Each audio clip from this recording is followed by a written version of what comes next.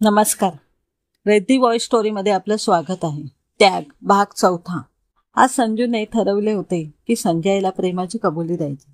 ती खूप खुश होती आणि त्यात अंजली सुद्धा. संजय तिच्या कसा प्रेमात आहे, ती त्याला कशी आवडते हे वेळोवेळी सिद्ध करून दाखवत असते.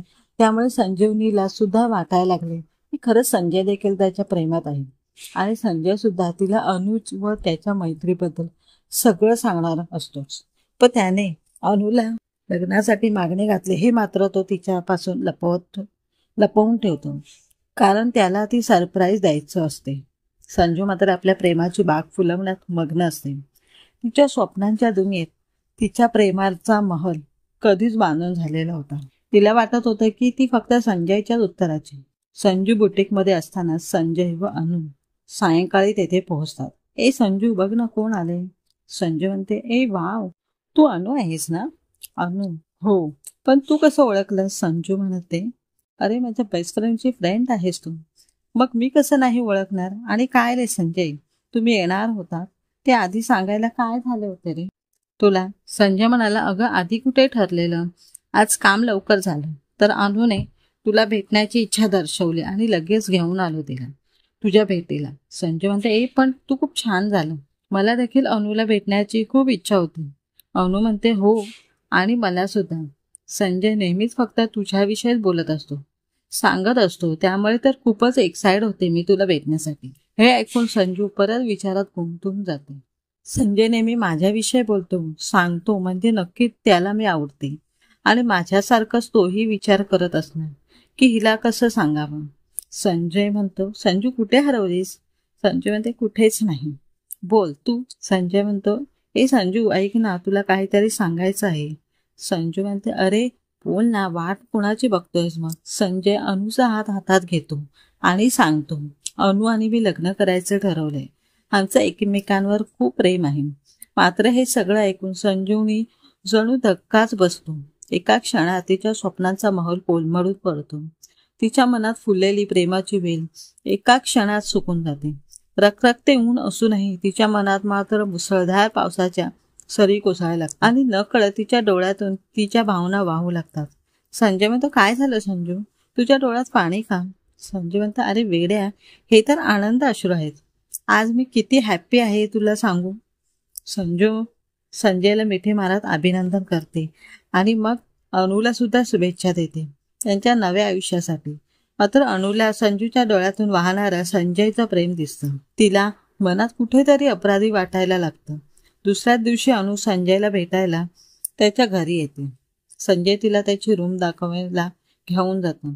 संजयच्या रूममध्ये फक्त संजय व संजूच्या बालपणीपासूनच्या आठवणी भिंतींवर अनुला दिसतात. अनु प्रत्येक फोटो खूप काळजीपूर्वक बघत असे. अनु म्हणते, संजय एक विचारू. संजय म्हणतो, काय ग. अनु म्हणते, तू कधी संजूच्या प्रेमात नाही पडलास का रे. म्हणजे ती पण किती सुंदर आहे आणि तुम्ही दोघे तर मेड फॉर इच अदर आहात. संजय म्हणते, वेडी आहेस का अनु, आम्ही खूप छान मित्र आहोत. हे खरे आहे की आमच्या दिवसाची सुरुवात आणि शेवट सोबतच होते, पण तरीही कधी तिच्याबद्दल असा विचार आलाच नाही ग. आमची मैत्री गंगेच्या पाण्यासारखी निर्मळ आणि आकाशाएवढी विशाल आहे. आमच्यात सगळे सामावू शकतात, मात्र आम्हाला वेगळं करू शकत नाही. अनु म्हणते, पण मग काल संजूच्या डोळ्यात पाणी का होतं. तिचं खूप प्रेम आहे रे तुझ्यावर. संजय म्हणतो, अगं तसं काही नाही. ती जेव्हाही खूप खुश असते तेव्हा लगेच तिचे डोळे भरून येतात, लहानपणापासूनच. अनु म्हणते, आणि दुःखात. संजय म्हणतो, हा म्हणजे तेव्हाही. पण तू सोड ना ग ते, मी तर आज खूप खुश आहे.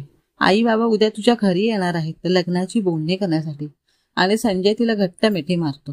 मात्र अनुच्या डोक्यात अजूनही संजूचेच विचार चालू असतात. अनु म्हणते, संजय मला तू बुटीकमध्ये सोडशील का रे.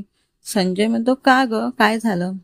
अनु म्हणते, काही नाही, सहज जरा ड्रेसचे डिझाईन बघायचे होते. संजय म्हणतो, ओके, मग तुला संजूशिवाय बेस्ट ऑप्शन कुठेही मिळणार नाही, चल सोडतो तुला. संजय अनुला संजूच्या बुटीकमध्ये ड्रॉप करतो आणि काही कामानिमित्त बाहेर निघून जातो. संजू म्हणते, अरे अनु, तू इथे ये, बस ना, बरं झालं तू आली आहेस ते, मी आज तुलाच फोन करणार होते. अनु म्हणते, मला का ग, काय झालं. संजू म्हणते, अगं काही नाही, मी तुझ्यासाठी काही डिझाईन सिलेक्ट केलेत, बघ तुला आवडतात का ते. तुमच्या लग्नाचे सर्व ड्रेसेस मीच डिझाईन करणार आहे. सगळ्या सुंदर आणि वेगळे. सगळी लोक बघत राहतील असे. अनु खूप आश्चर्याने सगळं ऐकत होती. संजू इतकी शांत कशी काय असू शकते.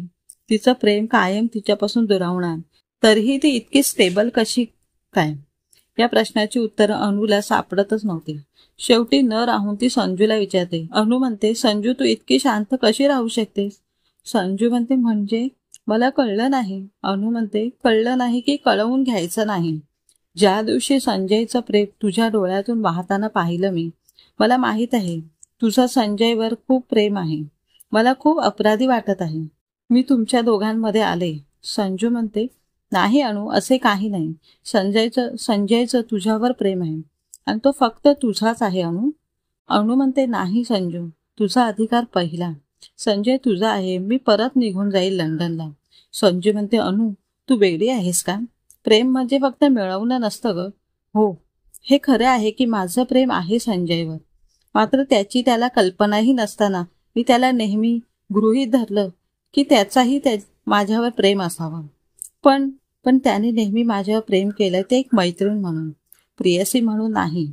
अनु, अगं पण त्याला कुठे माहीत होते हे. चल आपण त्याला सांगूया हे सगळं. संजू म्हणते, नाही अनु, माझा खूप मोठा गैरसमज झाला होता. मी खूप मोठी चूक करणार होते. आमची इतकी सुंदर मैत्री जी जगावेगळी आहे, त्या मैत्रीला मी प्रेमाचं नाव देण्याची चूक करीत होते.